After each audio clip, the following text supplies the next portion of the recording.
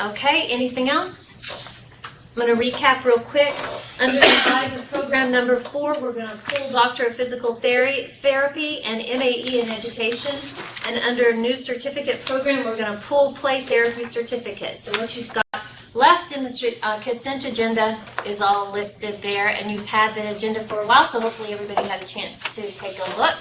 I take a motion to approve the consent agenda. Second? Second, Kirby. Any discussion? Hearing none, I'd like to take a vote. All those in favor of approving the consent agenda from Curriculum Committee, say aye. Aye. All those opposed? All right, the consent agenda has been approved. All right, Kurt. On to action items. On to action items, okay. The first one on there we'll take first was already on the action agenda. That was there's a new education specialist program. And the reason we pulled this to the action agenda, there are several reasons.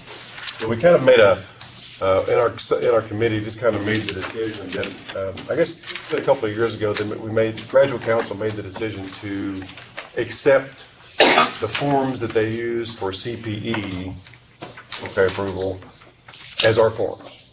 Okay. And so they look dramatically different than what we're used to, okay?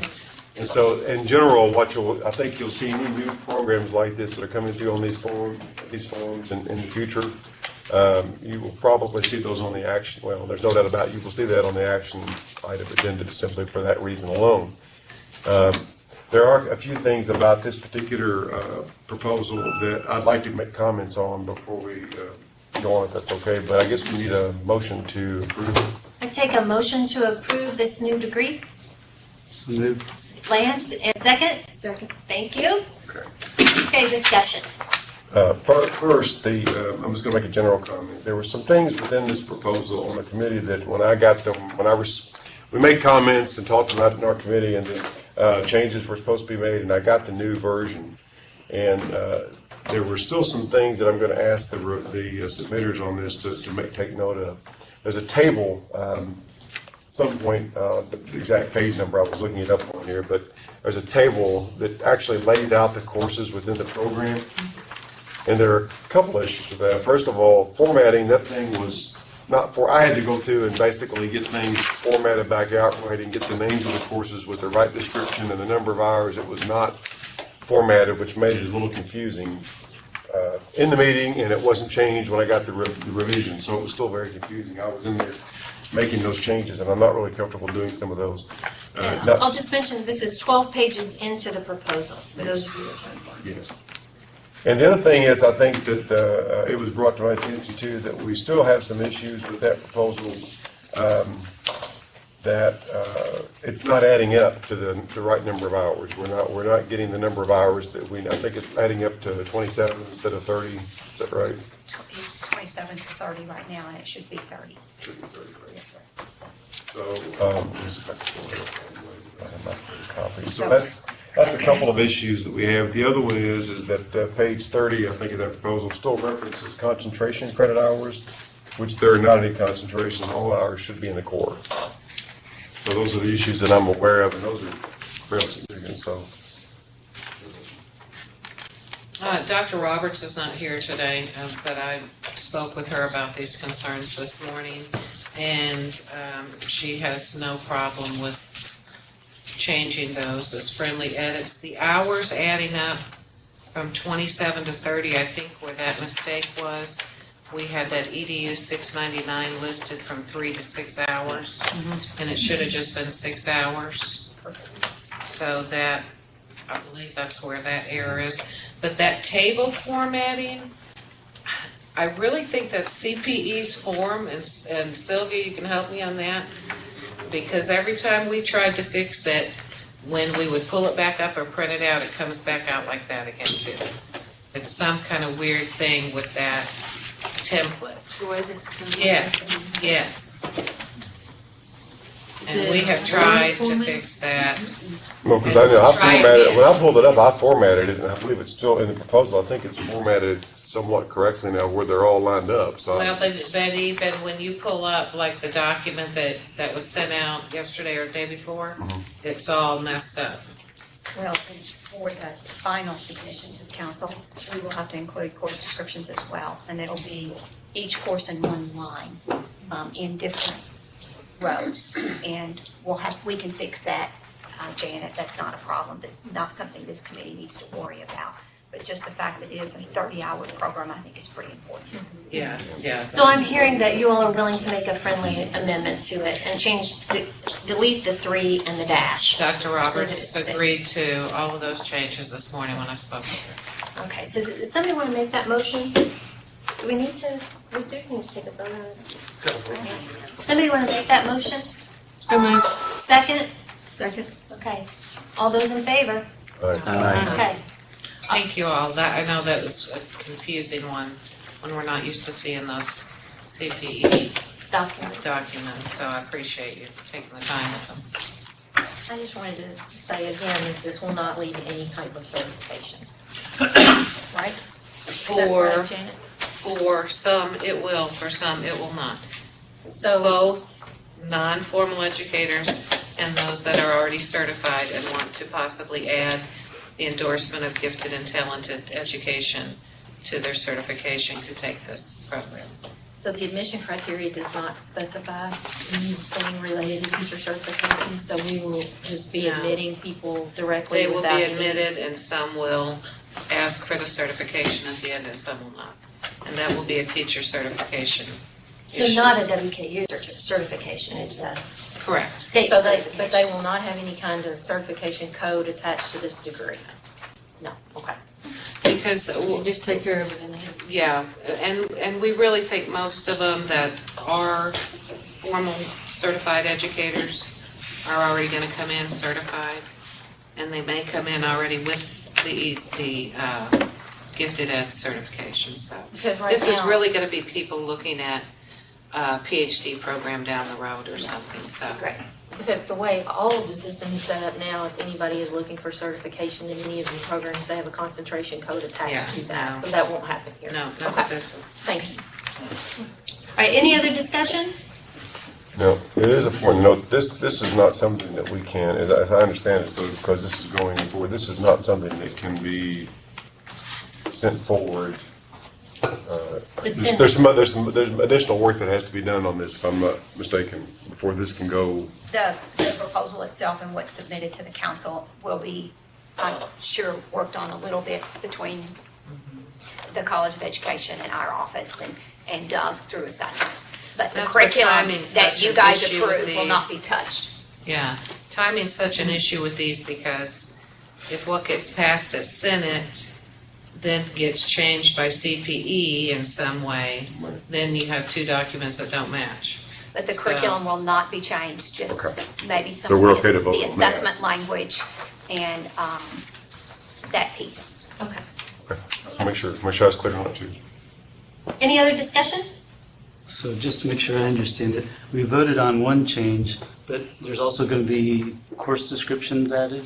And that's the only thing that's changing? Unless there's assessment language changes based on what CPE tells you. But I'm not sure assessment language is really in our purview. It's just that they're using the CPE document that includes far more information than we typically work on. And the course descriptions that will be added will directly from the catalog, trust me. I do. I will pick them up and I will drop them. Okay, other discussion? All right, all those in favor of this action item approving the I think it's an EDS. EDS program, say aye. Aye. Opposed? All right, action item, the next Thank you all.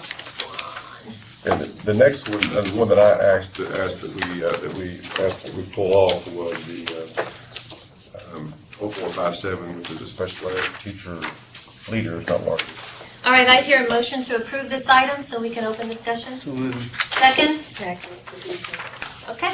Okay, there was just some language in this one that I thought we talked about in the meeting. I'm going to talk after we get through the action items. I will have one other agenda, one other discussion point that I want to bring up for my Okay. committee, Kristen. Okay. There was some language around the GRE scores, and I thought we talked about this in the meeting, and Sylvie reminded me of this. But the GRE is valid for 5 years, and so there's some wording that talks about something about down in your proposal where It's page 2 of your proposal at the bottom. Yes. For those of you who are looking on the right-hand side. where it references prior to August 1st, 2011 should be removed. It's just for GRE scores prior to that. Because the GRE is valid for 5 years. Was that Yeah.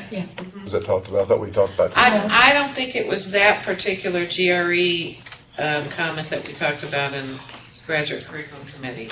It was something else about the GAP scores, but that was a new one on me, but You're okay with Dr. it? Kirby's Well, here, she we'll has take not. it out. Okay. And then the other one was, there is some definite total confusion between, if you look a little further down on the very next page, program requirements 31 to 43 hours. And then on page 42, it mentioned 40 to 43 hours. And I know we talked about that, but that was a very confusing one. It is confusing. I'm going to let Dr. Kirby explain why that is. That's actually correct in the document. So, hi, everybody. Thanks for having this early on so that I could have a chance to talk to you. Appreciate it. So our program, this program in particular, we're looking at 2 certifications that occur in this program. One is the teacher leader, and that is the umbrella that goes over all 3 pathways.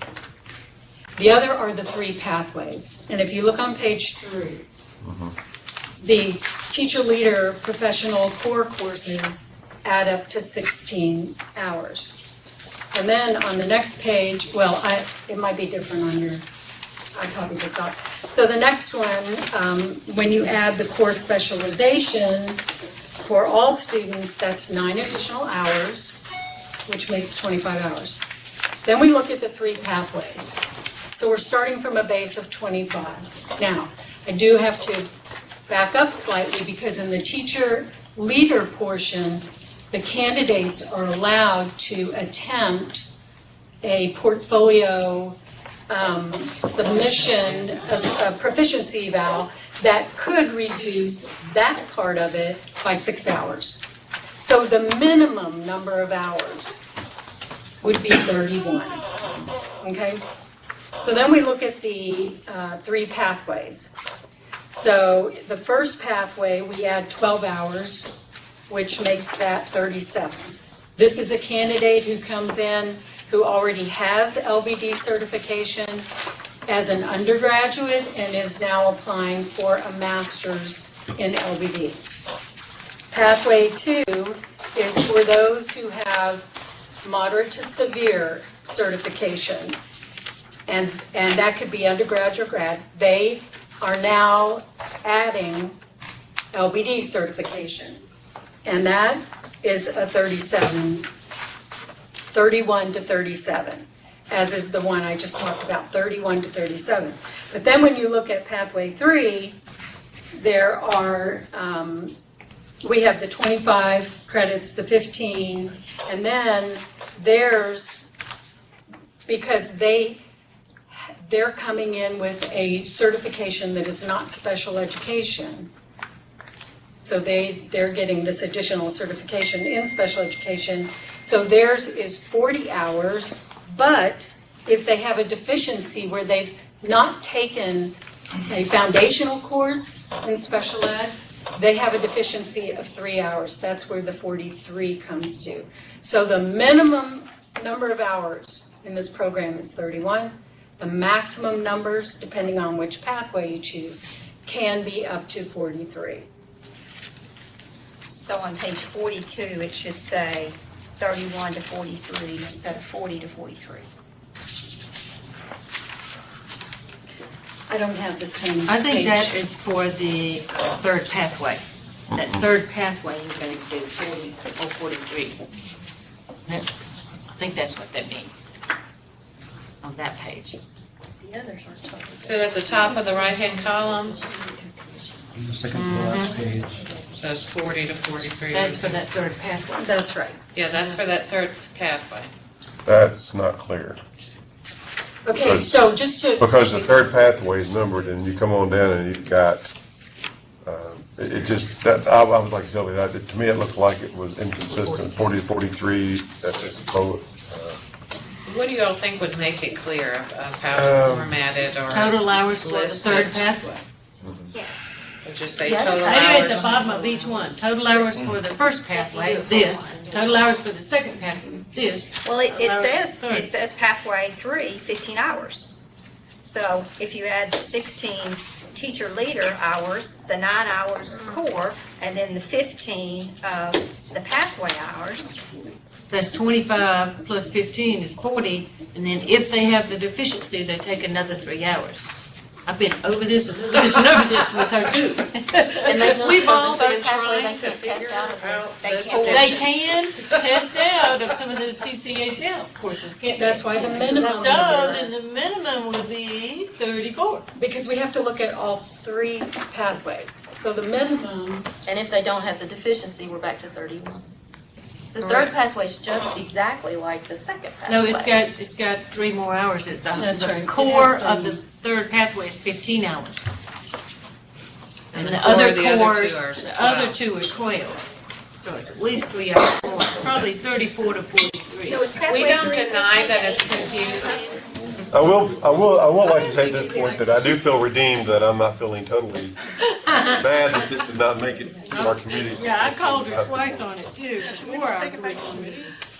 They're not concentration and timing. I think the whole overall I'll program. leave it at that. so I can guarantee that our students, when we fill out a program of study, they're very clear on their number of hours and the courses that they're required by the EPSB to qualify for this certification. Okay, so Let me ask the question a different way for my own. I'll ask, how would this, if this was in the catalog and I was a graduate student, how would this show up? Would there be a place to say, No. this pathway has So its total hours? that's what I was just saying, since these are pathways, they're not concentrations, and we do show in the catalog if there's approved, you all have approved concentrations, we show this particular degree in concentration is this and this, but these are pathways, so we're really just showing an overall degree program range of the 31 to 31. 43, like. And that's really what we would prefer to show. And remember, this is just a form. Like, it's gonna get filed in the big pile of forms where all forms go.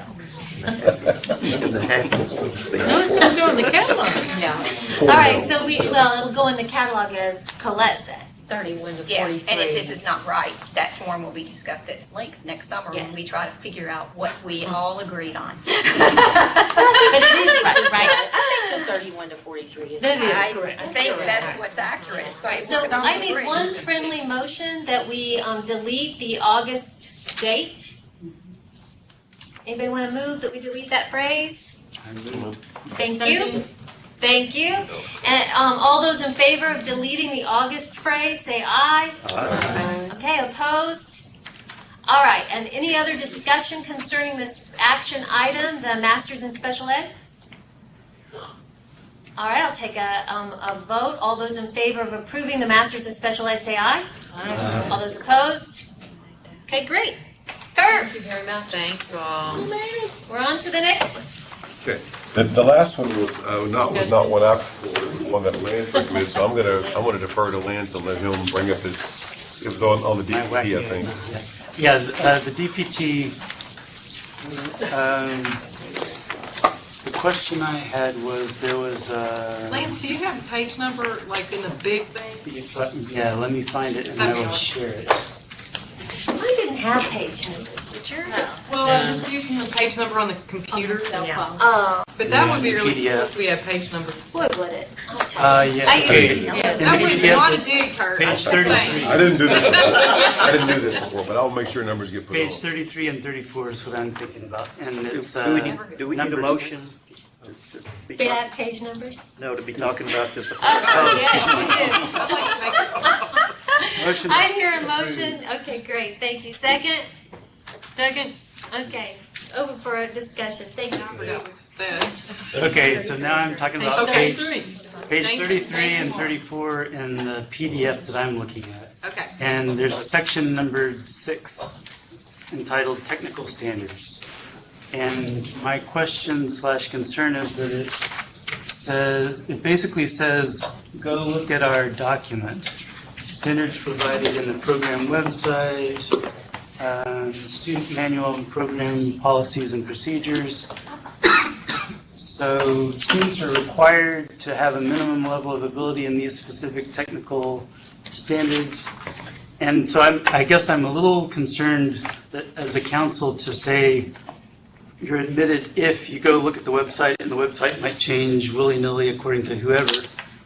And then the technical, when I went to look at the technical standards, it included some stuff that sounds like that would describe a great student, but it's several pages and includes stuff like listens actively and uses appropriate body language. And so there's just a laundry list of a description of what a good, successful student should be, but I'm not sure it should be required for admission. So I'm just wondering what's the rationale there, and it would be a short discussion if instead of required to enter the program, it was the successful student will meet these requirements or something like that. Does that make enough sense? Who's here to speak to that Behind you. program? I guess Kurt behind you, but I don't know. Well, technical standards this is every PT program. You have to have a certain minimal standard of being able to list so much. To be able to have, like you said, professionalism is a big part of what we do. So the one thing you just mentioned about listen attentively, things like that, this is a professional program. So we have certain professional standards that we have to abide by from our national organization. And also, again, for the technical standards, a lot of these are, if you can't lift a certain amount, if you can't do business, you can't be a physical therapist unless you need reasonable accommodations. If you do, then it's possible. We had quite a bit of discussion first time around about whether this was a requirement that every applicant had to complete, and how was the current phrasing. Students are required to enter the program with a minimum level of ability in specific areas. So you had mentioned if we could get rid of for successful admission into the program. Or Just that phrase? I'm not sure. How to fix it? Well, how do they prove they have these Exactly. standards? That's the If it's issue. part of admission, how do they prove they can do this? Or they are this good They just student? verbalize that they can. They just say, I'm good? I'm a good listener. You're in. Well, they sign off and they attest that they meet these criteria.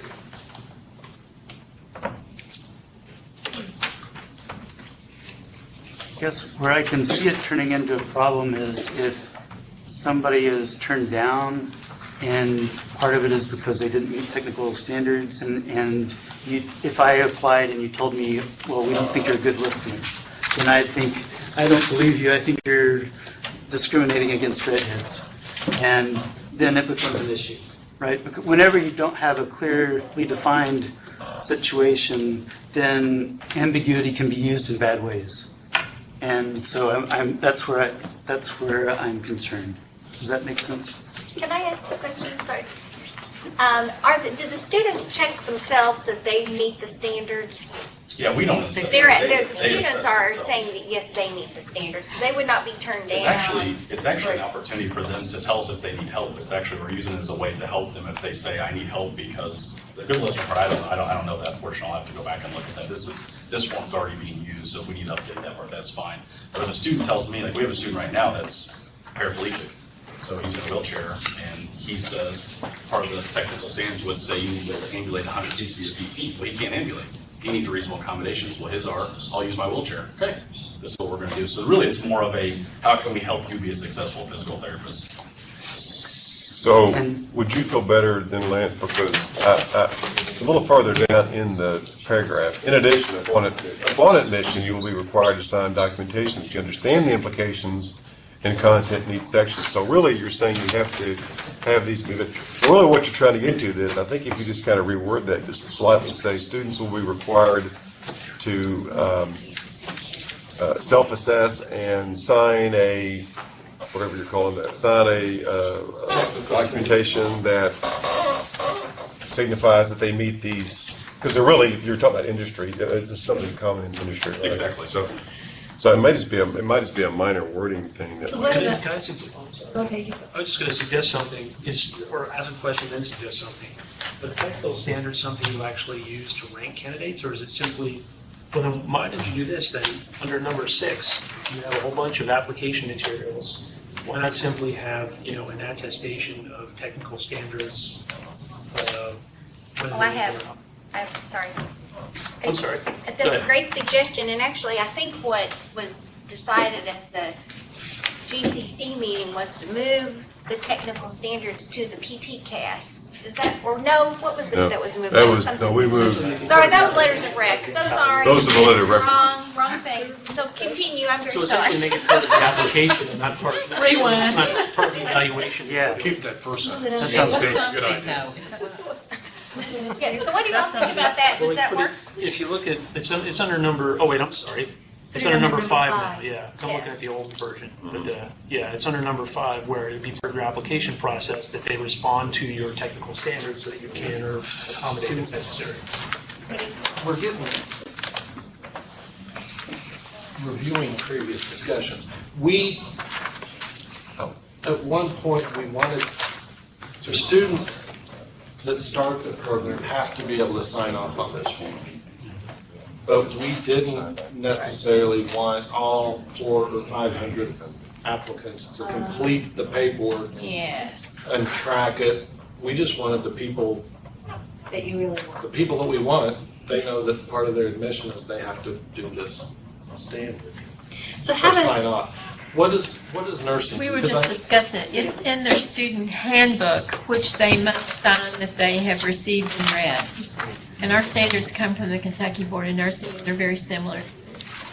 And I That would be when they're admitted. And it's not your course proposal though, right, or your program proposal or anything No, we like do that? ours in admission. It said our, their I mean, admission orientation. I orientation. mean, where we do it right now, and we do it as I don't part of understand the why it's college in process. or the program. so what if you got So rid it's of the almost in phrase between. for successful admission into the program, you just delete that phrase, and then students are required to self-assess and confirm that they meet, or? By signing, confirmation by signing the, whatever you have them sign, because you said they signed something. Yeah. So basically, we need a successful admission. Yeah. And then Does that also, take care of it? yeah, and do we still want to move it or just leave it as that? I think it's okay with Well, if you leave it as that, that takes care of the not asking it for 600. Yep, that sounds good. Is that amenable? Do what? Say it again. I'm not sounded sure we good. followed. Under number 6, he's deleting the phrase for successful admission into the program. And then students are required to meet is what it says, and he's adding students are required to self-assess and meet the minimum technical standards with or without reasonable accommodation as part of the core performance. How about that? So moved. Okay. Second? All right, all in favor of the friendly motion?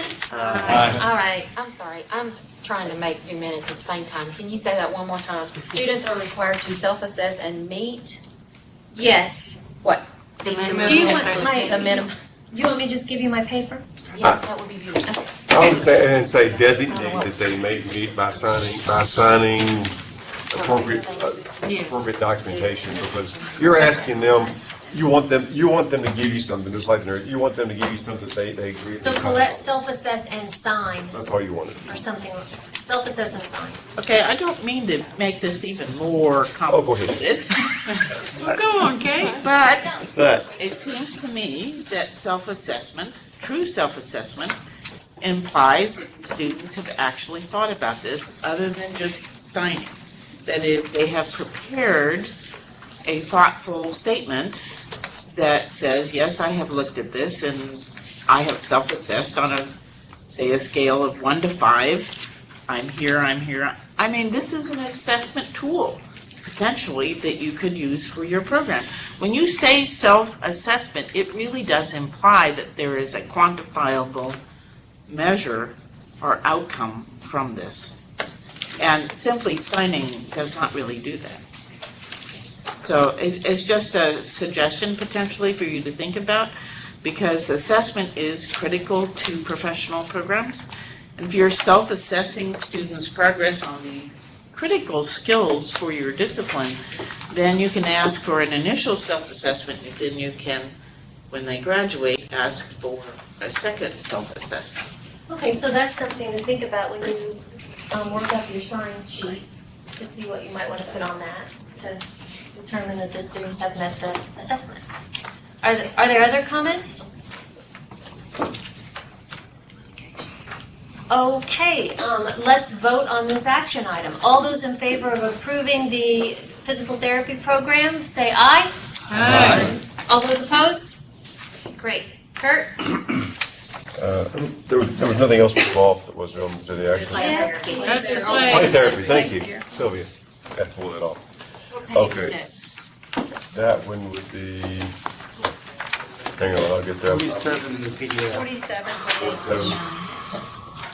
I'm looking electronically myself, which is not the best of. All right, there. Yeah, play therapy. Okay. On the last page, underneath admissions criteria, during the curriculum meeting, we discussed the fact that it sounds like you have to have a master's degree to take this certificate. And it was explained during the meeting that no, you do not have to have a master's degree.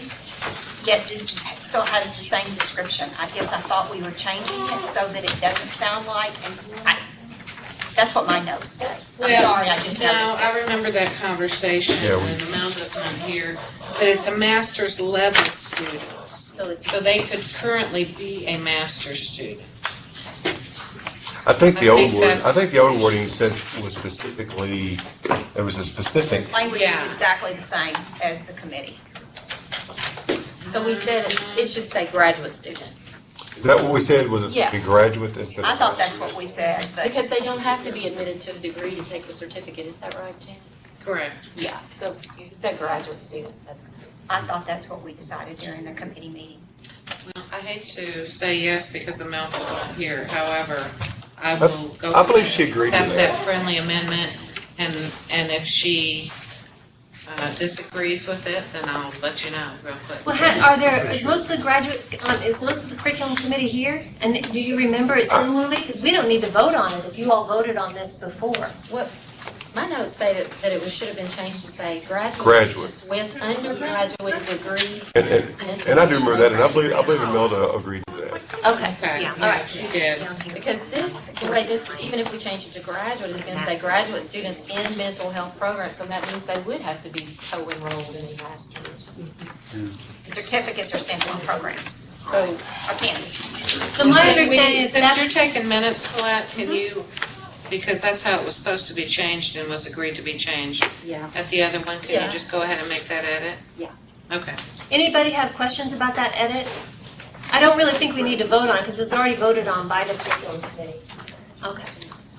So, any other discussion? I don't believe that I took a motion to approve the play certificate. So, do I have a motion to approve the play certificate? Thank you, Lance. Second? Thank you. And all those in favor of approving the play certificate, say aye. With that minor change. With that minor change, yeah. All those opposed, nay? Okay, great. Play certificate is approved. Last thing I want to mention, and I think we've seen some of that today, so I'm hoping it'll drive home. The problem that I'm encountering, or that we're encountering in GCC is that, somebody just alluded to this, is that if I'm chairing it and I'm busy trying to keep track of what's going on and projecting things, and if you've ever been to one, you know what I'm saying. And I usually have my committee members there, and for them to concentrate on what we're doing, I really don't have anybody that can take minutes. I mean, fairly to say, okay, well, if I went around the room to each committee member and had them take turns, their attention now is drawn off of the business at hand, and they're worried more about taking minutes. And so I guess what I'm saying, I'm not asking for a motion, but I'm drawing attention to the need that we really need some type of level of support, a graduate assistant, somebody that can come in to those meetings and take minutes and get those, because I would like to have them. Sylvia has pointed out a couple of things. What we've seen today is, well, what was said? How could that happen? If we had the minutes, then it would be very clear. So, I'll just We could bring it make up that at request for Grad level Council support. Executive Committee, talk about it, that resource if you want to. Do you have any thoughts about that, Ed? No. You notice I didn't say I'm asking for support from the graduates. I didn't say that. I I just said think that. one thing is, this is becoming a reoccurring problem in every one of the committees that are standing committees of the Senate. So this might be a Senate issue for the Senate to come up with a way to provide assistance to all the committees. Right. That, because every committee has that problem right now. We do. It's a real issue, especially if you get into some of the issues we've been I'm talking not about. sure exactly That's what right. they What always does that have, say? but I think there's some issue with them right now too, but I'm not on, that's one committee I'm not on. But, There are minutes that are taken at the UCC. okay, because we've always had that taken care of. And then there was a gap and then it got taken care of, but. Who takes it? I can't think of her name right offhand, but someone who. A staff member? It's a staff member out of the Is registration. it somebody who works for the chair? No. Is it from our department? Because I remember Pam Petty brought her own person with her. I believe that they. Kurt, don't you have your own person? I used to do it, but when that person. Somebody. I had 3, but they left. Mo, Curly, and Larry. No, we just lost our admin. But I mean, if ever, I don't mind to bring that up to the Senate at the executive committee. That maybe we should look at that level, make sure everybody has equal representation so that UCC doesn't have one, Grad Council doesn't, and then everyone has, because we talked about that in the past. I think that'd be great. The UCC staff support is a line item budget within the Senate. Or, okay. Now, I don't know where it comes from, but it's been the same. It originally came from Provost, who No, paid for who the the person notator. is, not the money. The money's in the budget, but I don't know who. Well, what I was thinking is the Senate has a budget. They got money. I mean, we buy coffee and, Right. stuff like that, but we could pay for And it. we are now a standing committee. We could now. bring our own coffee and we could Would you bring me a use that cup, money please? for something. Thank you, Okay, Mo. but if Would you you think do that? Yeah, I think that would be a great idea, because this keeps reoccurring every committee that I'm on. It's like, we really need somebody to take notes. It'd be nice. I think we all need a person. Really like to be able to post those too. All right, anything else, Kurt? I think I'm done. Okay.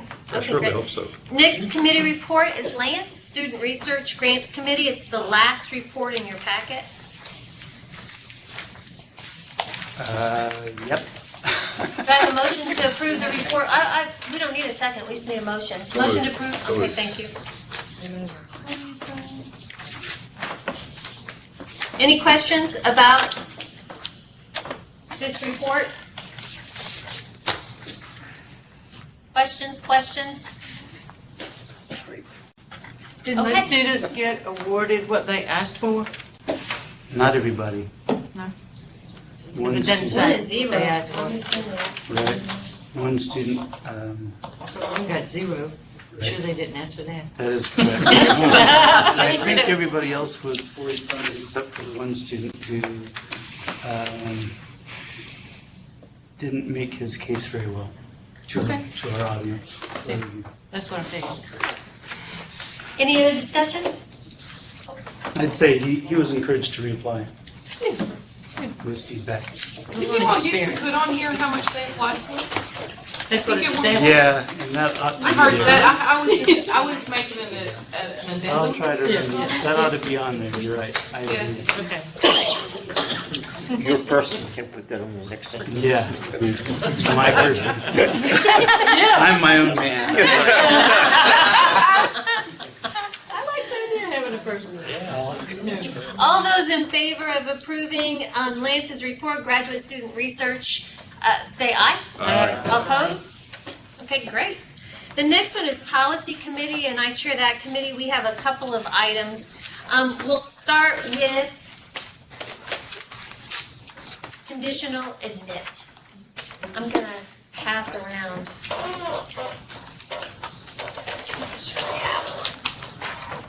Oh, I do. We probably have.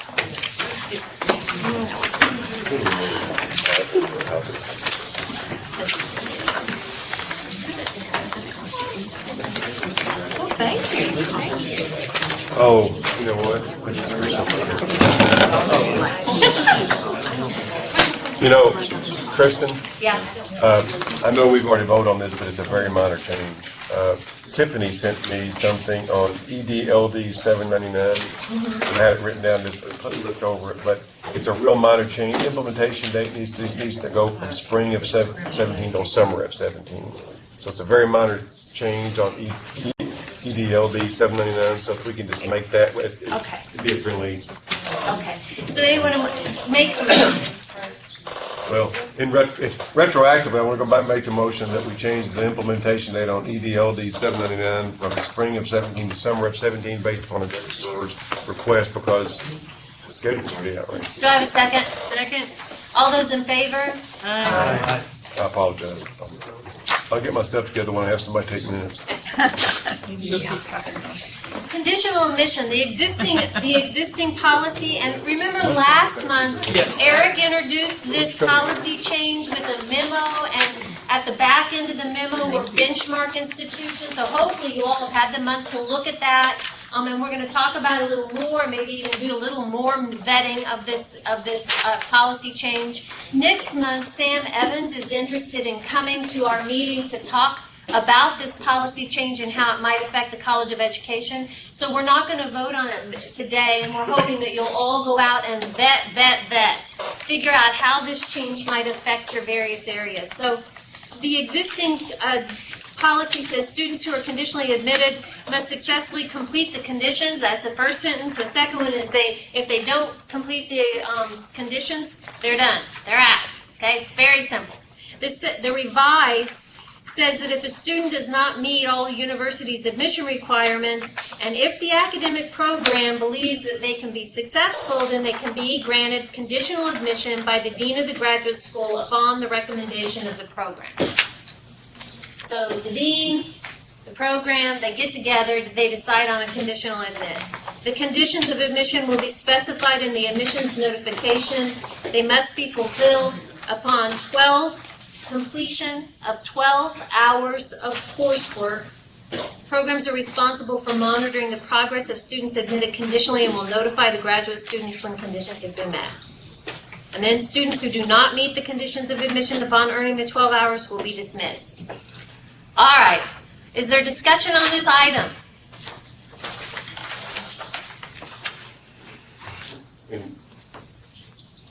We've talked about this, but I'm going to throw it out there on the table. And who sets the admission? Who sets the conditions of admission? The programs? It would be the program. And we talked about, is there a default condition? So something like, if the program sets no condition of admission, then the default might be you have to have a 3.0 on the last 12, on your 12 hours, or the first 12 hours of WKU. The trouble with that is that somebody's got to track it first. And then the question of when that timeline expires is a problem. So by leaving it like this, the default, there is no default condition. There's no default. So it would simply go back to the program. The program would have to define a condition. You see what I mean? There's no such thing as conditional admission without a condition. As it's written right now. What if they don't fit in 12 hours? I'm sorry, what was the question? What if they don't fit in 12 hours? They're conditionally admitted, they don't fit in 12 hours. They fail. They have met the conditions. Well, I think their academic standing comes into play there. So if they don't maintain the 3.0, then their academic standing would see them dismissed, whether or not the conditions are met. Okay. So this just kicks in earlier than academic standing, is that the advantage? I think academic standing happens every semester. And so the 12 hours, let's say they take 9 and they do well, and then the next semester they take another 9, then if they meet the conditions by the end of that second semester, I think they Meryl's would be bringing up fully some admitted. semantics. I think it should probably say attempted 12 hours. Instead of That's what that would be better, yeah. It's correct. You're correct. Upon Thank you. upon Attempting. attempting, because she's right, they can Right. take 12 hours and fail on 12. Yeah, and if haven't you earned didn't anything. complete it, you attempted. Yeah. Attempting. Yeah. Good catch. Has more heads are better than. So if you, I'm sorry, if you dropped a class, is that? That doesn't count. No, it's- That would not count.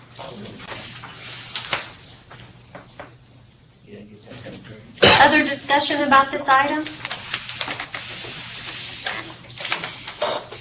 Would you want to speak to the certificate question? So I had a question, the way the policy is written and we're hinging everything on 12 hours, and we're doing that because at this time, programs of study have to be submitted or students have a registration hold if they've earned 12 hours. So we're putting the two together here a little bit because it's already a speed bump for students to stop and pause and submit a program of study.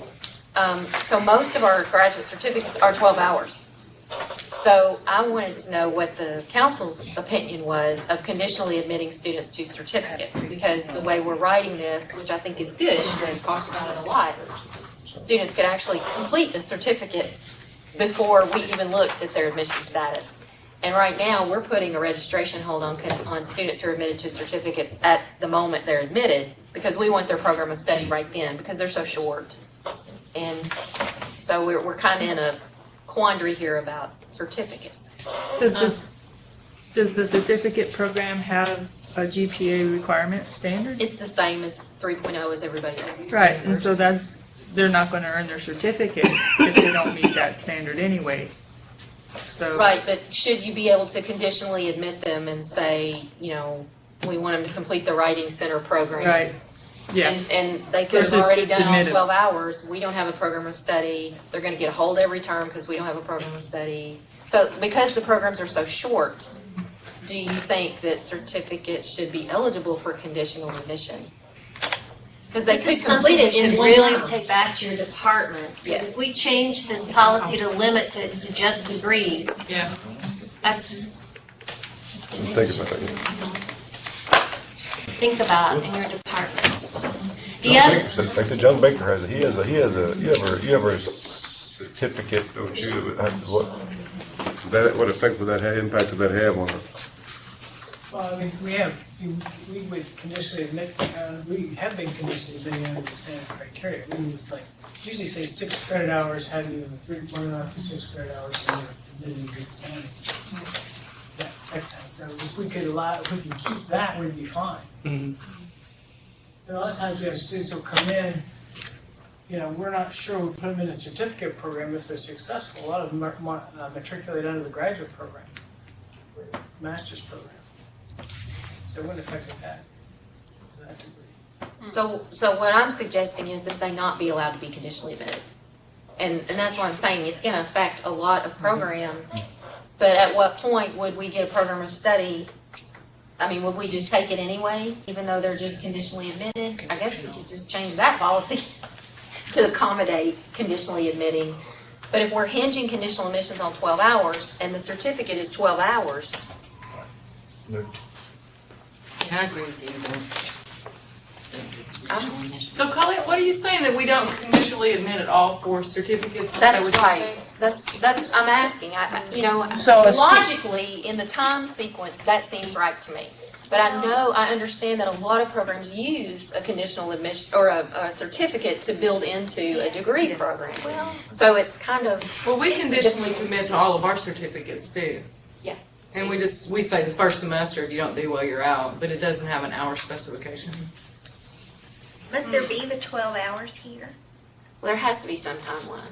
Right, but I mean, We actually have students right now who are conditionally admitted that each semester the advisor will call us and say, can you just push the hold? They haven't quite finished, and we have a lot of students, you'd be surprised, that have already earned 21, 24, 27 hours. Wow. I mean, they're done, so I think we can update them now, you know, so it's not appropriate, you know, so we really need a cutoff, and 12 hours is what our cutoff is now.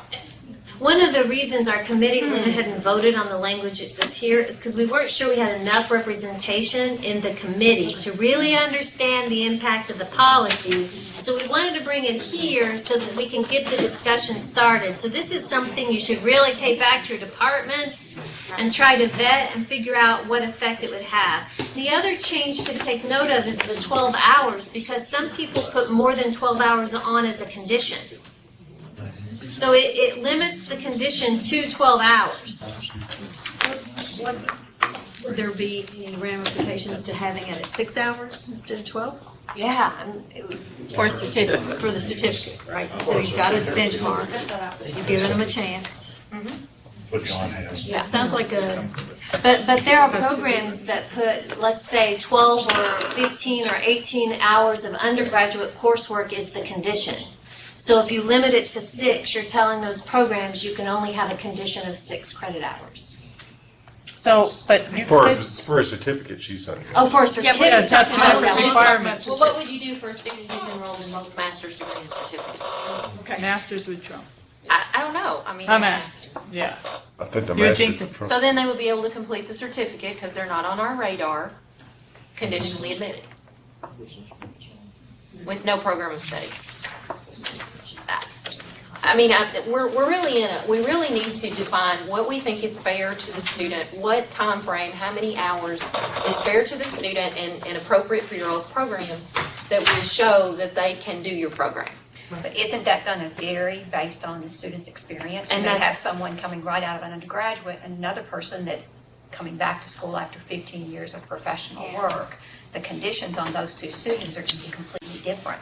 One might have very few conditions and the other one have quite a few conditions. And I guess And that's what we're ours are trying all to get. post MSN, Yeah. so they're different than what you're discussing. We're trying, we have to set a minimum. I mean, we can't just leave it open-ended. That's what we have now. It's not working. But if the program's done, They have what to the say. conditions are. And this is going to affect somebody. So take it back, vet it, and next month bring it, and we'll have another long conversation about it. And I'm happy to answer any questions. I mean, we've been, Eric and I, and a lot of our staff and the policy committee, a lot of people have been talking, trying to work through scenarios. So I'm happy to answer any questions if you all have questions about, what about this, what about that.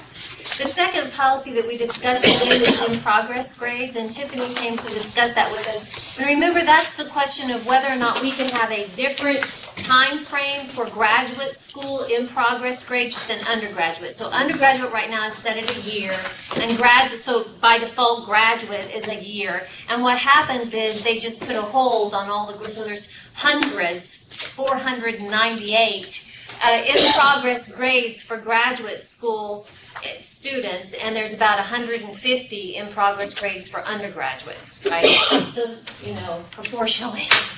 So, in an effort to try to get that cleaned up, we're looking at that policy, and she just went to make some copies so that you can all see the change that we're thinking about, but it's simple enough, change from 1 year to 3 years. And we voted on that in our committee today. We could vote on that here, or we can take it out and you can vet it and see what you think. But when she comes back, we'll pass those out. But it's simply change from 1 year to 3 years. And then Tiffany would put the hammer down. And all those in-progress grades hanging around from 1995 would go to F.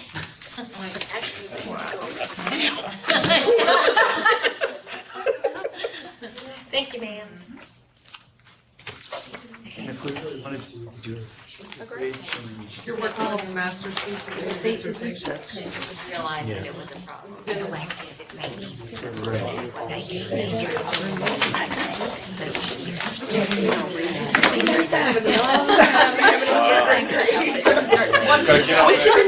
lot of times I use So do you want a motion? You want to take it?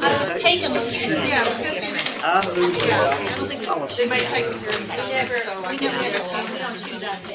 And we could go ahead and vote. on So this based Steve Wells has moved that we adopt this policy change. It'll appear in the catalog next year. It'll be effective next fall. Do I have a second? Second.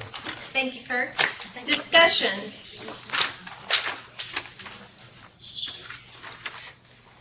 Changing from 1 year to 3 years. giving Tiffany the license to hammer them.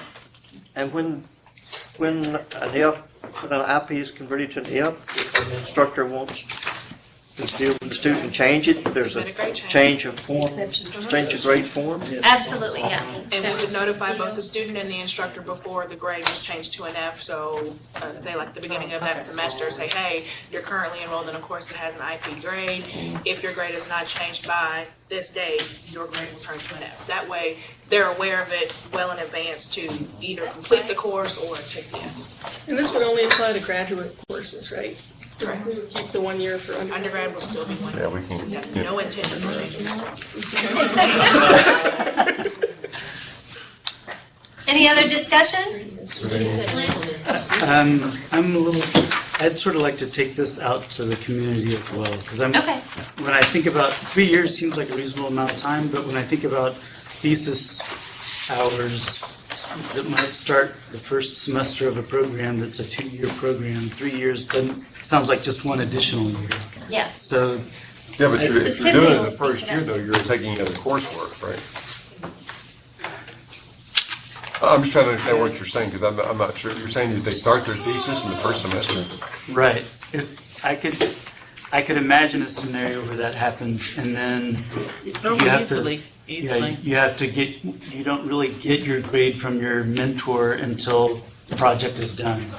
And if you start your first semester of a 2-year program and then it runs an extra year, 1 extra year doesn't seem like a big deal, but. It's actually a year and a half because you get that one complete semester to do it before the grade goes to IP anyway. Right. Tiffany was In those cases, when you have a student in that situation, if you would email Marlene and Brandy Fowler over in IT and just let them know, for this particular course, this student needs beyond that 3 years, she puts them on a hold list and then they're excluded. So why do you want it changed from a year to 3? I don't. That's not you? That was not me. Well, who wants it? I was trying to here because there's no, the year is not the 1 year is not being done, right? So nothing goes to F ever. Right. So that's But how it we says ended it up does. with 500 It IP says it grades. does. What? But why do you want it 3 years instead of 1? Because the reason they aren't implementing the 1 year timeline is that seems too short. For graduate work. Yeah. So they're wanting to give them more. I mean, the student would have to. The only problem I really have with this though is if you give that time, because I use that as to you better hurry up. Right, me too, right.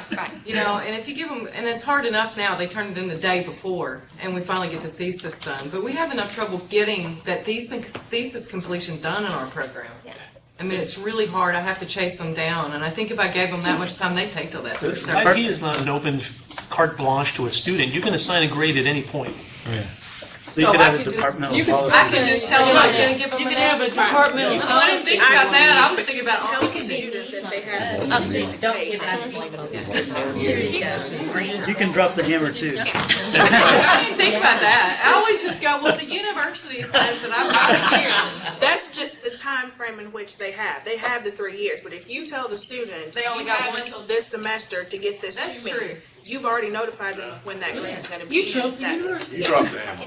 Is this only thesis that we're talking about? No, it's any graduate class. Okay, because doesn't that mean that you have the potential of a graduate student who has an IP out there floating, graduates, then it turns into an F, and then their GPA drops below? You're not going to I don't think graduate. they They can can't graduate. graduate. Not yet. Graduate. Can they graduate with an IP? They can't graduate with an Okay. IP. Can you if you're an undergrad?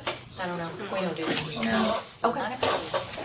Okay, so we have a motion and we have a second. Anybody, we can table it, but I'll need a motion. Otherwise, we need to vote on the motion on the Are floor. you, I'm going to go ahead and motion to table it to the next meeting. Okay, second? Okay, so the idea here is that you're gonna go and vet the wording and we'll vote on it next time. yeah, there's no rush. All right, One follow-up question. Can we get a digital copy of each of these? yes. We are on to Eric. Okay. We're on to you. I have 2 documents for you. One is something substantive and the other is an information item I report to you about certain bits and pieces.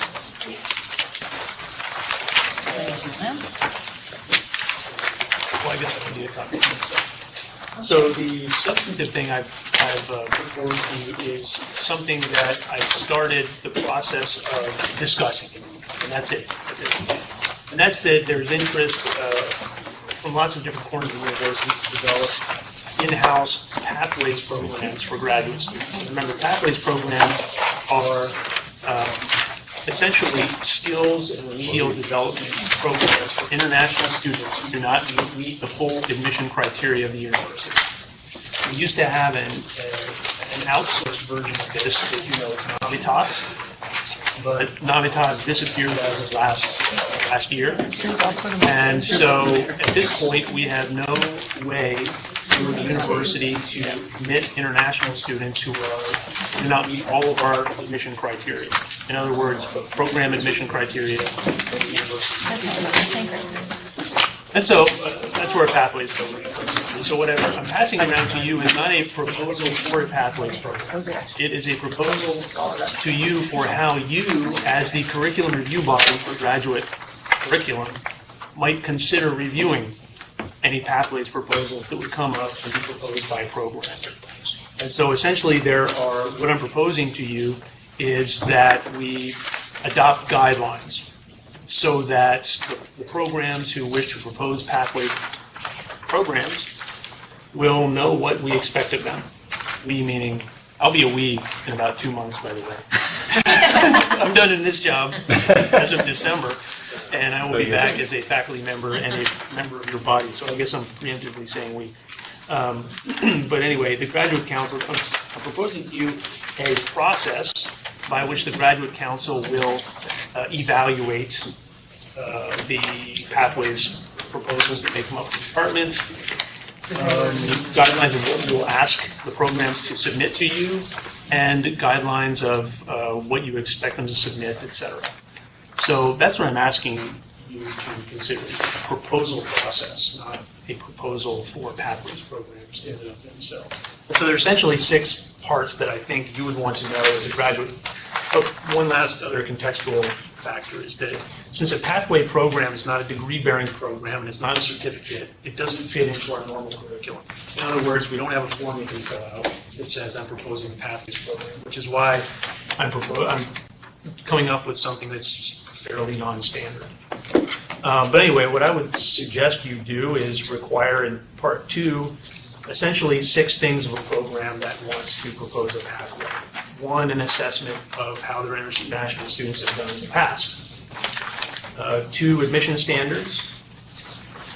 3, a curriculum. 4, some kind of staffing and resource plan that would serve students in the pathway.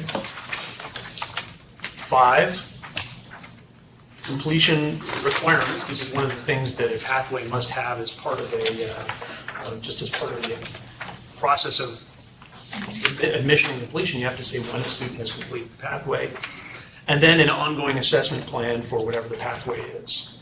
Those would be like sort of the 6 components of what I would assume you would want to know about any pathways program that comes up the pike. I also suggest as part of this that, except for this somewhat unusual proposal process, that the evaluation of them, the review of them follow normal procedure. In other words, that the curriculum committee, graduate council, and university senate act upon them as action items, as they would other curriculum items. So that's it in a nutshell, and I guess what are your reactions? What's the driving force behind why the need for pathways program? Well, there are already a lot of programs that include a significant portion of their enrollment is international students who don't meet all admission criteria. This is a practice that's been going on for many years at the university. And at this point, programs that have those populations have no way of admitting them. And so this is something that would come up, essentially be driven by program demand. So we're changing the conditional admissions, but we're going to have a pathway program. Well, that is a complicating factor, is that the admission process will have to be more complicated for pathways. So it might look like this. because, and this was the question that some of the members of the executive committee had as well. How does an actual pathway work, right? So a pathway is in and of itself a separate program that's not part of a degree program, but yet it will be tightly linked to a degree program. When an international student applies to a pathways program, they will be directly admitted to it and not to the degree program per se. When they complete the pathway, they will then be admitted to the degree program. So it's a sequential admission process rather than a direct admission process. Does that make sense? And so, but this is something that's going to be very complicated, and that's that when a student comes out of a pathway, and let's say they're in a whatever degree pathway it is, what does that pathway completion certify them to be? Fully admitted into the degree program? Conditionally admitted into the degree program? What is that? Is it guaranteed admission? I would like to see that. I would like to see, first of all, the degree programs themselves in control of the admission process to the pathway. In other words, they are the ones that make the decisions on admission to the pathway. But at the same time, it's a quid pro quo, right? Students who take a pathway, it's a pathway, it's not a very notion, right? If you're in the pathway and you successfully do what the program has asked you, you will be admitted to the program as a result of completing it successfully. Does this require one pathway, one program? Not necessarily. One of the weaknesses, in my opinion, of the Navitas program was that the way that it ended up working out was that all students who went through it took the exact same curriculum. And I don't think that's the way it should be. I think it should be more customized to the programs so that, again, that there's a link between what the students do when they arrive here as a pathway student and where they're going to end up as degree students. But on the other hand, one of the things that will also be true is that all of the students who come to international students who go through pathways will have some similar problems, and hopefully there will be some similar coursework for them. They'll come in largely needing language training, right? And so I would imagine that there will be ways to develop common curricula to solve common language problems. There are some initial discussions, and I don't know how far they've gotten, for example, of combining resources in programs that already are combining resources. So, for example, OrgLead and MBA are talking about ways that their students can develop common curricula that would serve lots of different kinds of students. But my understanding is part of this is because of the changes in the federal regulations regarding who can get the visa and how international students can come. So I think there's some gray areas here. For instance, is a pathway a program enough to write an I-20 on it, right? So I think currently the regulation is typically that it has to be a degree or certificate, and I'm not sure it'll work to write an I-20 on a pathway. I think that's an open question. Well, actually, if I can interrupt, that's not an open question. Oh, good. The issue is that the visa regulations, I've described these a few times to you, and I know that it probably, you don't give a crap about them, so you didn't listen very closely, but the issue with the changes to the visa regulations, not you, I mean. No, he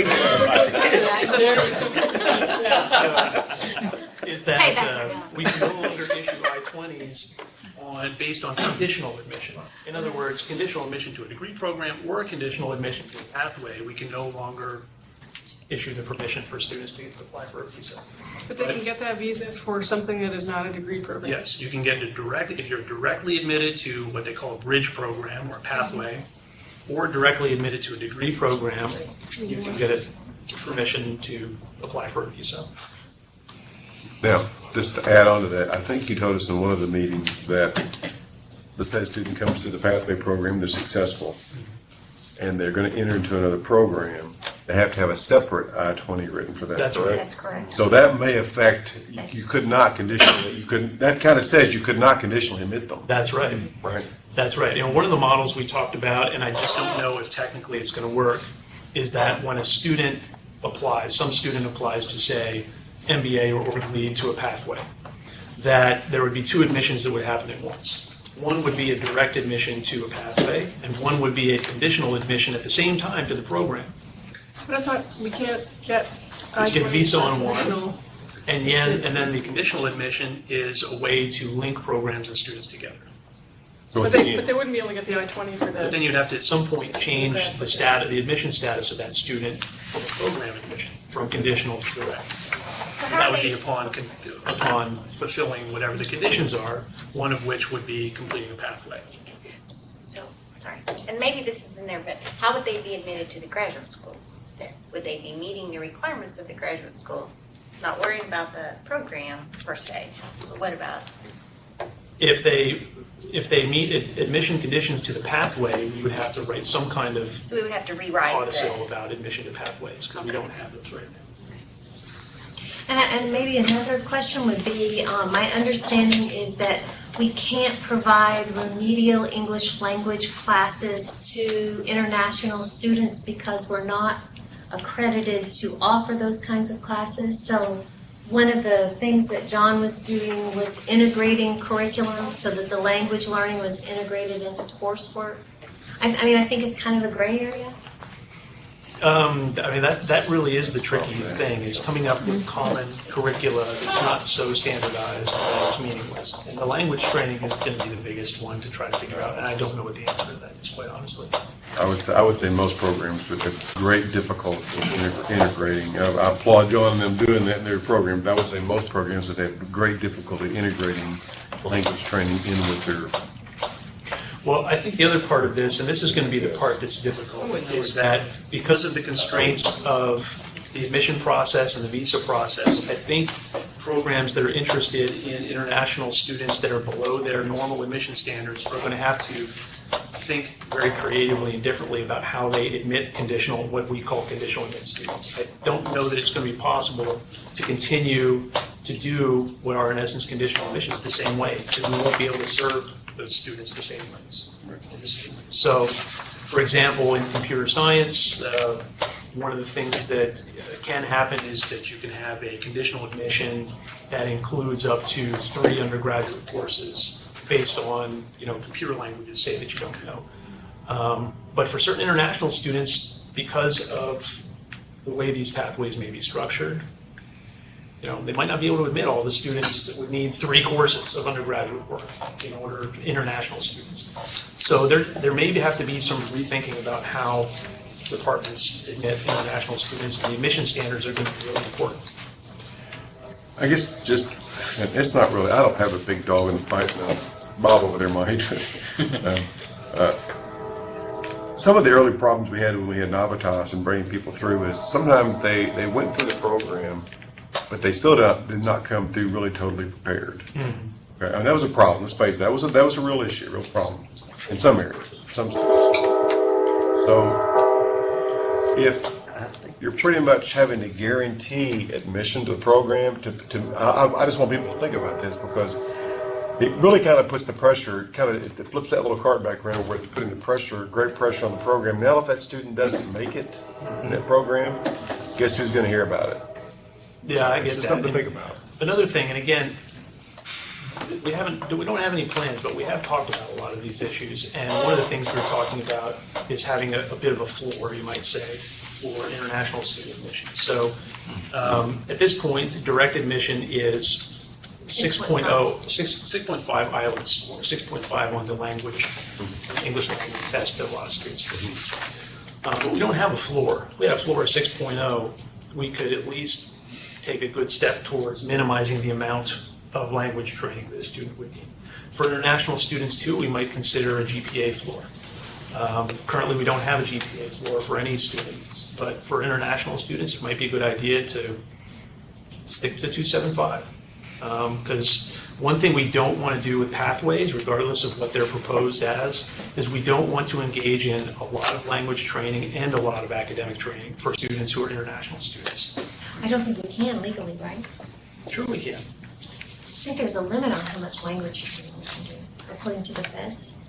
I don't think so. Programs like the one private company we still have that's sort of an outsourced language training is ESLI. And they have this program where they take some students who are really pretty low prepared students and they can work with them for upwards of 3 semesters. But they're accredited.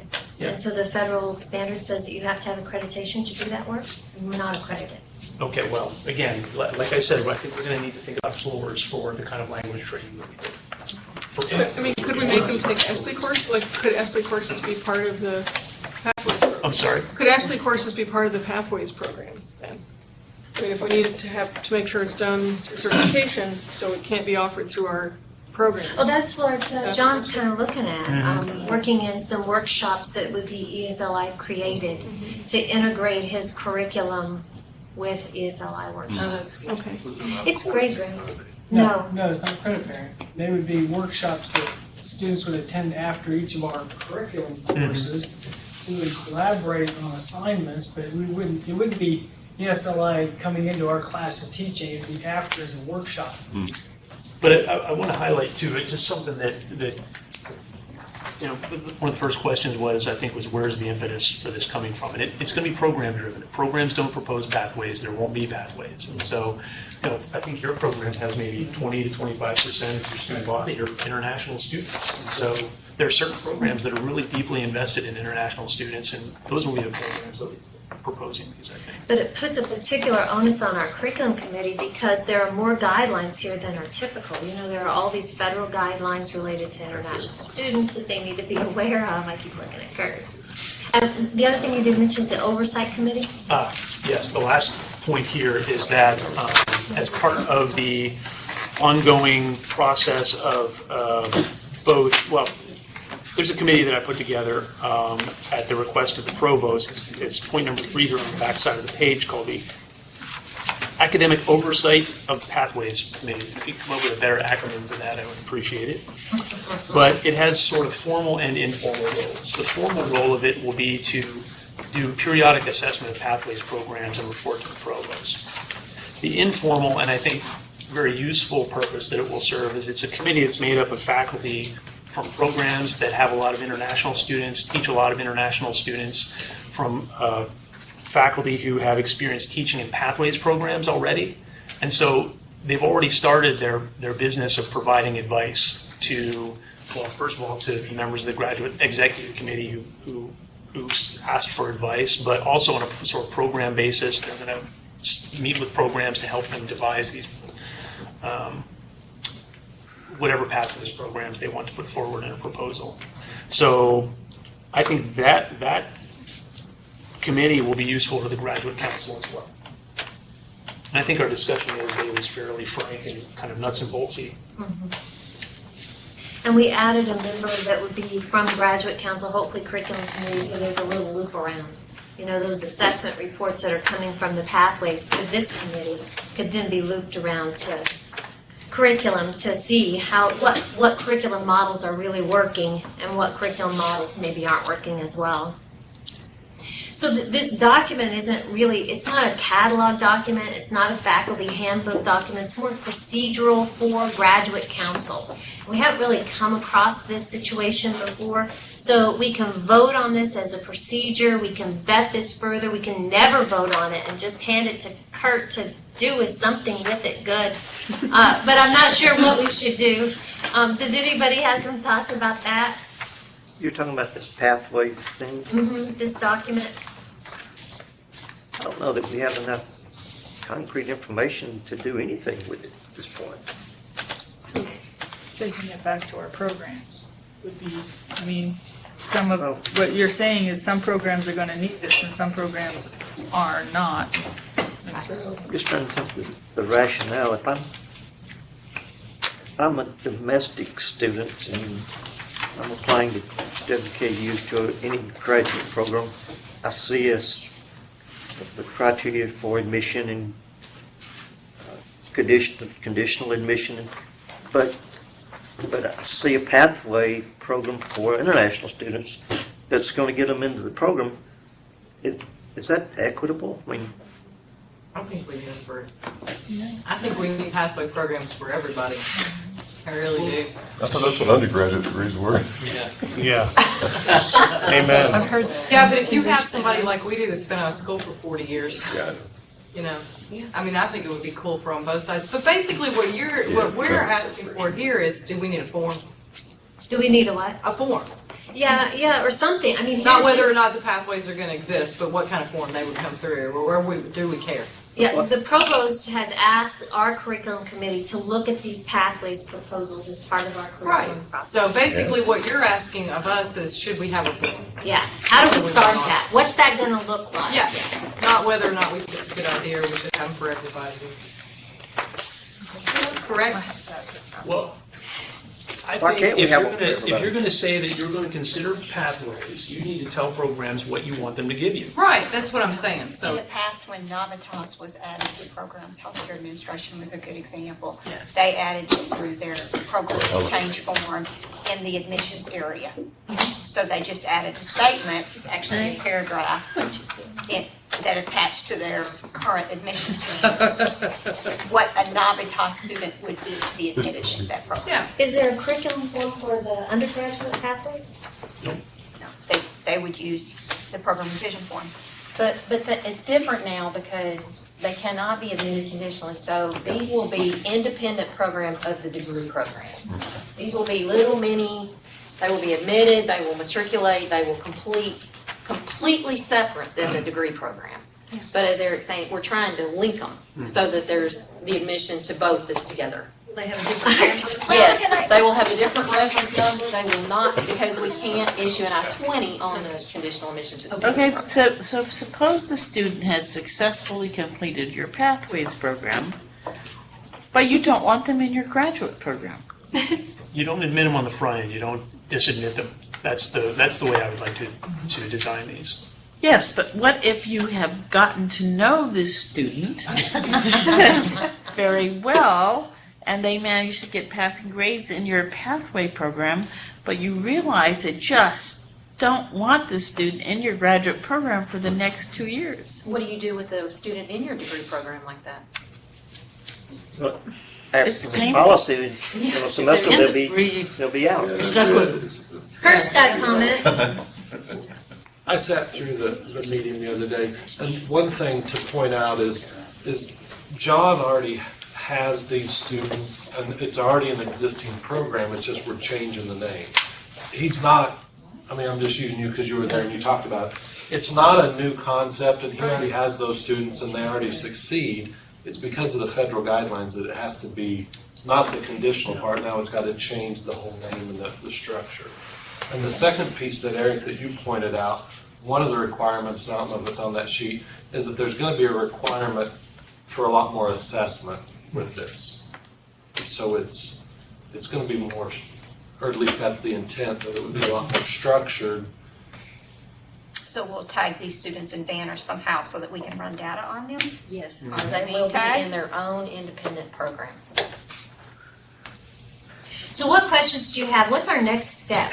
What can, and keeping in mind that John's got something, I mean, he's got something hot, right? He wants to make something happen. So keep in mind that we can't delay that or table this forever. We're gonna have to make some decisions about, and Kurt can't resign. I can question table it. Seems like language is an important enough issue that, what do you think about having an 8th item that is plan to deal with English deficiencies or something like that? Because I want to, if I'm reviewing these things, I want to know that the people proposing it have thought about it and have a plan for dealing with people that are coming in that have an English deficiency. Well, why don't we add that to the curriculum? Curriculum proposal must include something to address language, the language training program. I don't know. Because it talks I think about Dawn's gonna speak to that for a second. Do you all know Dawn Winters? She works for ESLI. Hi. Hi, Dawn. Hi. So, SEVP released draft guidance on Nobody pathway knows what programs. this is. Oh, I'm sorry, the Student Exchange and Visitor Program. So these are the people who are making these decisions on behalf of the federal government. In these draft guidelines, there's strict regs on who is delivering the English language instruction, and it must be somebody who is accredited by CEA or ASSET. Those are the two English language program accrediting bodies. So to that point of adding English language deficiency, you'll have to have an adjudicator from SEVP approve each of these pathway programs to put them on your I-17, which is the document that WKU holds that enables them to write I-20s. And so if the adjudicator determines that you are indeed delivering ESL instruction without it being from an ESL provider, then it could be denied by the adjudicator. And if it's already in place, then it could risk your I-17. So risk the university's ability to write I-20s to any international student. It is in draft, and it's been available for public comment, and it's closed, and usually draft goes to close, goes to, Because we have been providing such language instruction in the past. correct. So, and then the gray area there might be, I mean, I'm not sure, that somebody needs to do some risk assessment. If you integrate it, if you're talking about a score difference between a 6 and a 6.5, that's a pretty narrow range, right? So what you may really be talking about is English language instruction that supports the curriculum, that's really specific to the curriculum. So the integration of English language learning with the curriculum that John's suggesting might be okay under those guidelines, not clear. It's a gray area. But English language instruction that would be very developmental probably won't pass muster. I'll add to your confusion too. In admission to graduate school, we have the piece that says for English proficiency, you can do one of these 4 things. So from all these discussions, as a staff member in the graduate school, I'm thinking that this will be in addition to that list, completion of a pathways program. So it needs to focus on English language proficiency because that's the reason these students can't be admitted. Yeah.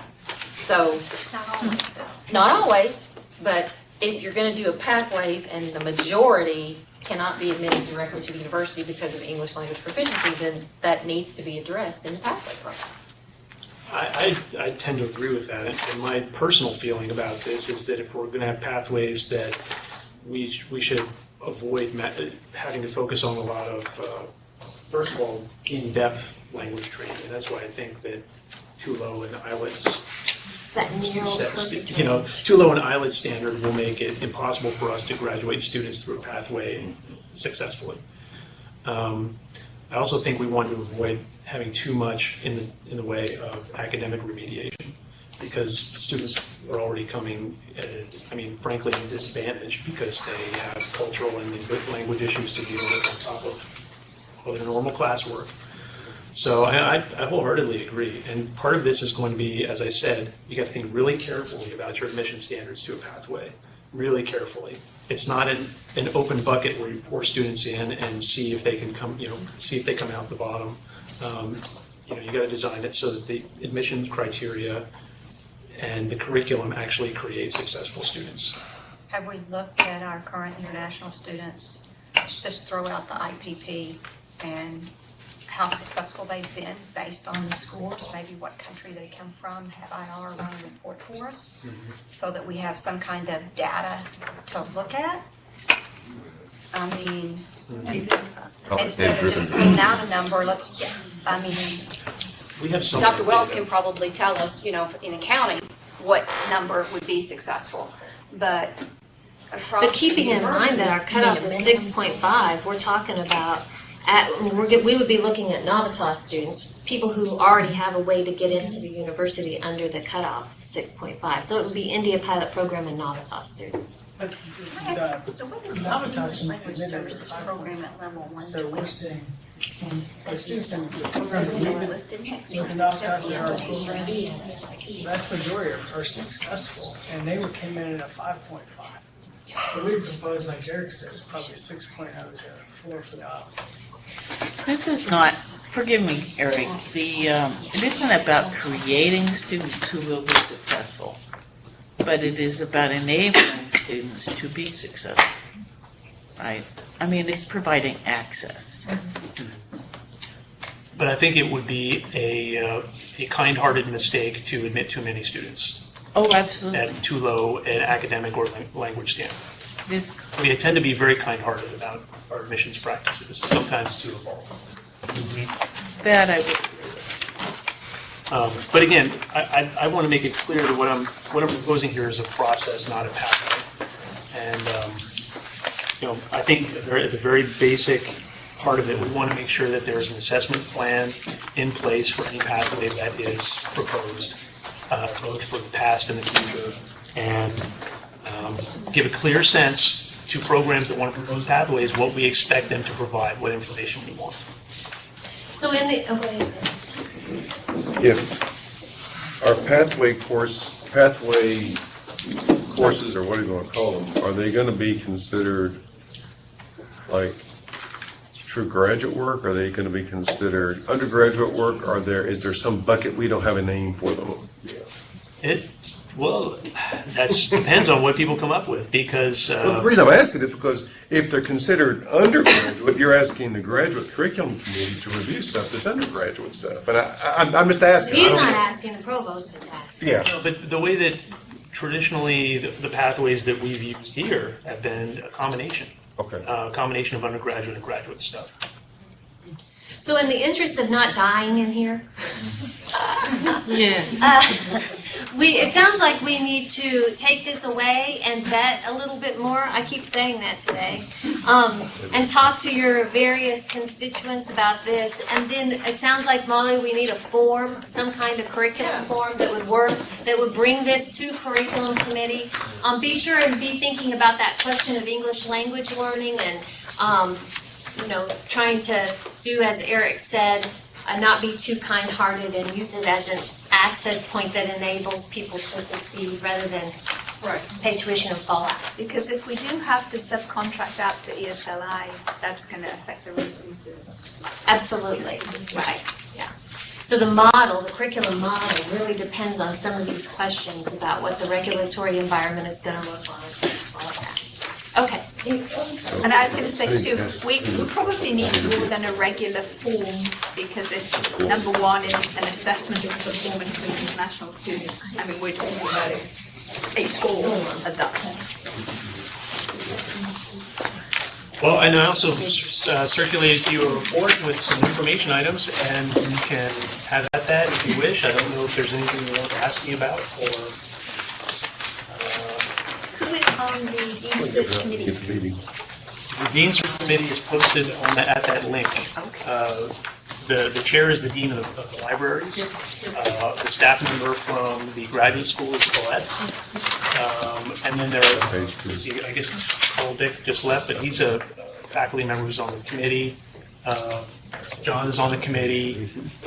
Okay, well, there you go. So you guys have already started meeting from what I understand, and the process closes next week, isn't it? So is it the 19th? The 19th. That's next week.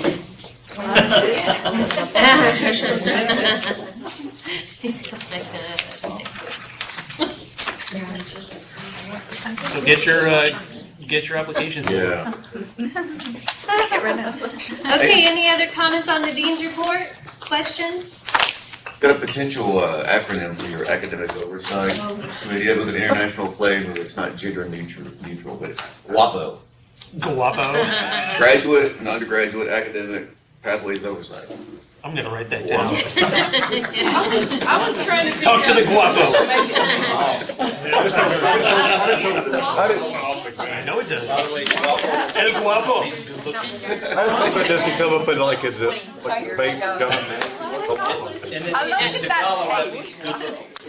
All right, let's open the floor for public comment. Any public comment? Happy thoughts? Happy. All right. Do you want to make a motion? Wait, hang on a second before you turn. What? Make sure if you have these, make sure you get them back to me before you leave, please. And if you haven't signed the sign-in sheet, please sign in. That's right here. Marge?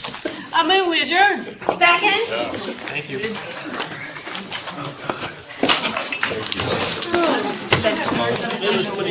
Shannon, want me to shut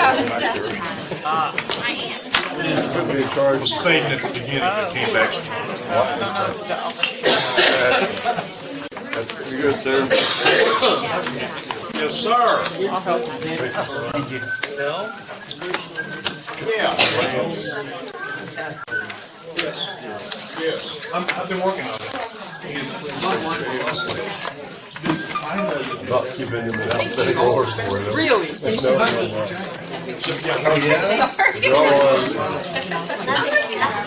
Thank you, sir. I also don't want to get into weeds and just describing what's happening.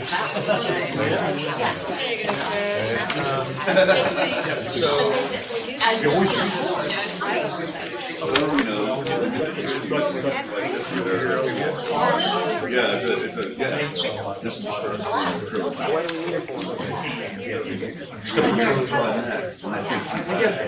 mean, that's why we have to give it to you and see what we think. What do you, I mean, it couldn't it very much like the forms they already have? All right. With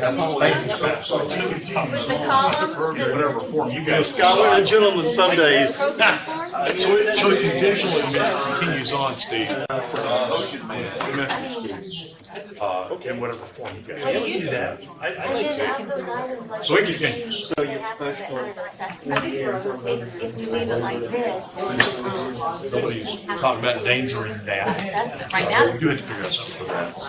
Doesn't, so that's just we used to do that. We get 4 or 5. Can't do that anymore. So, okay, so we gotta do something. So a pathway. Yeah, it would, as long as they have to do every single thing, you know, they can handle just like a, that's what we do.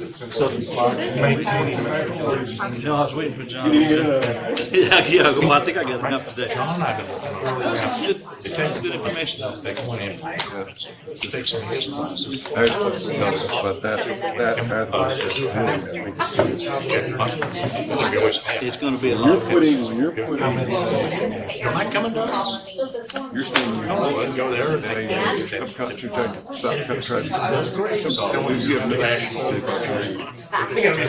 Well, that's why, we were on recruiting, we're gonna do our own interviewing. Price is going way up. Because we've lost it. IEM. Yeah. My God, you have IPP. And we usually semester. They get some measures. But that's not being bodily. That's exactly right. Now, it's complex. Legalities of I know. I moved offices. In July. I'm next to Dave right now. Or Nice. I got a little bit of promotion soon. Yeah, feel better. Thank you. So I'm the senior director of academics. How you doing, Kurt? Yeah, I know. Who does that training? Yes, I lied. I know almost everyone. Don't.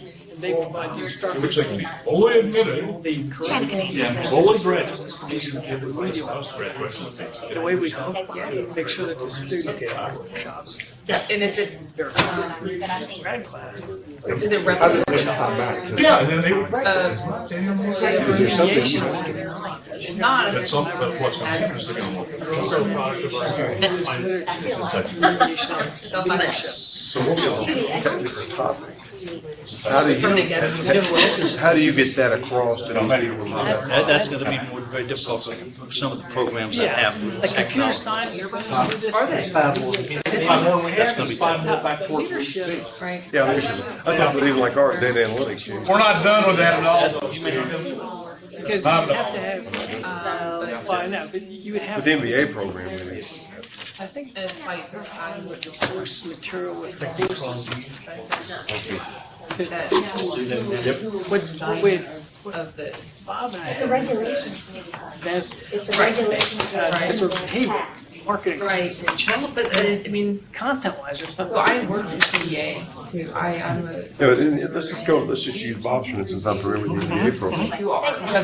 If you were trying to mediate through that kind of joint remediation, Essentially, what we do in the past. They still, the students, if they go into the MBA, that's going to be training. They're going Yeah. to go through the And I hadn't even thought. Oh, GMAT training and modules, think about those two. They still go through the modules. And they've still got to hit the GMAT score. We're not gonna lower anything. No, it's. We're not lowering nothing. And that would be modules. I know. But they can do them in the summer. Okay, so modules are on. So I have a letter. So I've got my electronic translation, I can work through the stuff, it's somewhat things.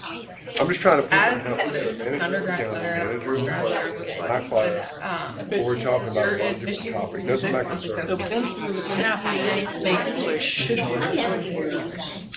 and this. Then they're not coming. No, pass it. They're not coming. That's how they're gonna So graduate. that's what we're doing in the Yeah. meta program, if we recruit them for world lead slash MBA, knowing that coming. That's the one that that's the one we talked about The standards there. in December of. So John, Yeah, I got on there today and put it on. so John, So probably, it's what. from the indication I have talked, probably what we gotta do is deconstruct meta That. and just create, you got one, I got one, that one like. And these are, I think, I think, yeah, so so that we can publicize it straight up on MBA. I get that. So it's an MBA.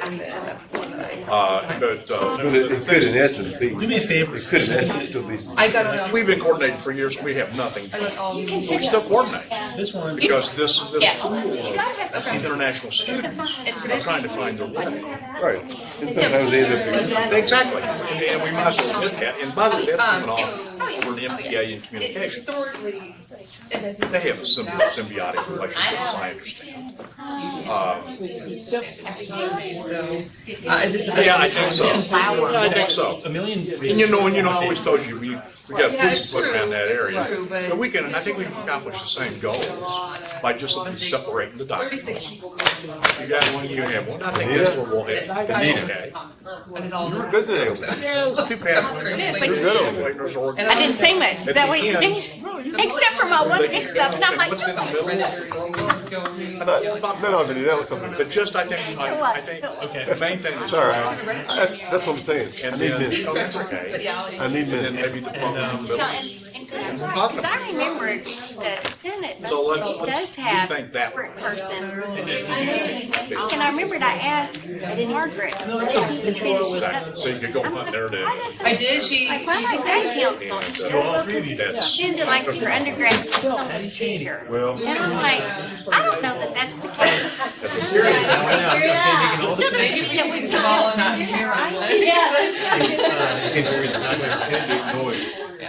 We did the, It's in the. 4,000 So I'm gonna have to go with Jeff, okay, so we'll get no doubt. I think they haven't talked about it,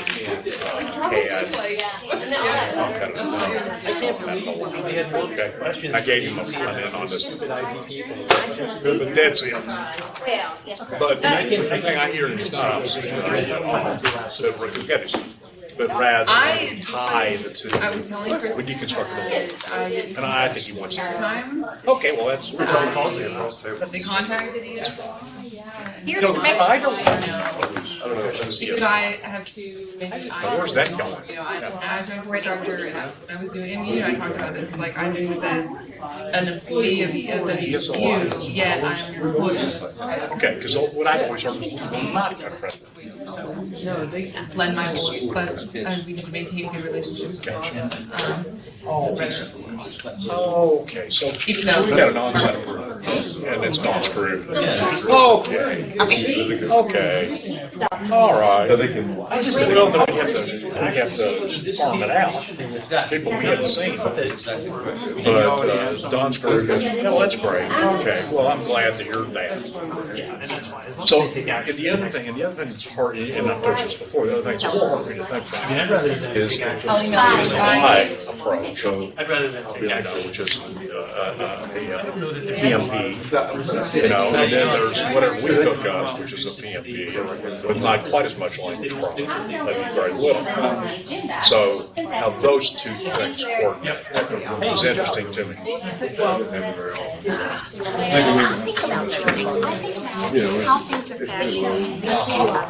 Good job. Well, you should be.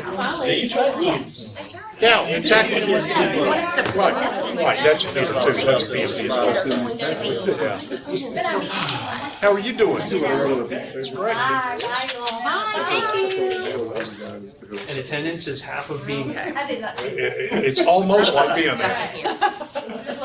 You can't resign. Well, bye. Just from the chair. Okay. We have all. You have a good one. Yeah. And we will continue that. Sure. Yeah, I can't. Okay. See you later. Got your phone. See you later. I'll see you. Thanks. Okay. Thanks. Well, I think. But I know I'm pretty for next week. I'm pretty free on Monday and Wednesday mornings. And maybe Monday would be better if it's possible. I have a class on Monday from 2 to 4. I teach at 10 after 9 on Monday, but I could go real early if you want, you know. If you want to do 8 o'clock, Yeah. just for half an hour. Let's do it. Yeah, that'd be great. Where do you want to, down at Starbucks? Yeah. Which Starbucks? The one at DSU, or do you want to go somewhere else? Yeah, that's good. Let's go there. DSU. Do they serve alcohol? Depends on what room we're talking about. Yeah. It's a light over there someplace. Don't know where it is. There's a what room? What was that noise? What's that clicking over here? That was the grad council alerts. It was silent. Those were alert for graduation. So we've made some.